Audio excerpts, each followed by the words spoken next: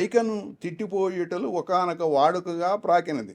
ఈ కైక దుర్మార్గాలు కైక ఇలాగ అడిగింది కాబట్టే శ్రీరాముడు అరణ్యవాసానికి వెళ్లాల్సి వచ్చింది. భరతుడికి పట్టాభిషేకం తన కుమారుడికే స్వార్థం ఎక్కువైపోయింది. తన కుమారుడికే పట్టాభిషేకం చేయాలనేటువంటి కాంక్షతోటి ఇంత పని చేసింది అని చెప్పని ఆనాడు అయోధ్య నగరవాసులు అనుకున్నారు, ఇప్పటికీ కూడా అనుకుంటున్నారు. కానీ ఈ లోకంలో ప్రాకింది ఇది. కానీ వాళ్ళు లోకులు కాబట్టి ఏదో అనుకుంటారు, తెలిసి తెలియని దాంతో అనుకుంటారు. మీరు కూడా భగవంతులు, మీరు సామాన్యమైనటువంటి వాళ్ళు కాదు.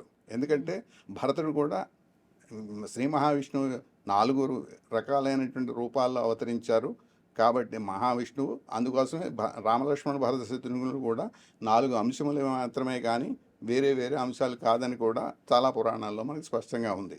కాబట్టి మీరు కూడా భగవంతులు, రాముడు లాంటి వారే మీరు కూడా.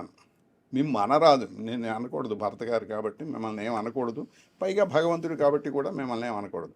కానీ మీరు ఏ కలుషంబు చూచి మీ తల్లిలో కైకేయిలో ఏం తప్పు ఉందని చెప్పని మీరు మీ తల్లిని దూషిస్తున్నారు, తల్లిని నిందిస్తున్నారు, తల్లిని శపించడానికి ప్రయత్నం చేస్తున్నారు అని చెప్పని నిలదీసి అడిగాను.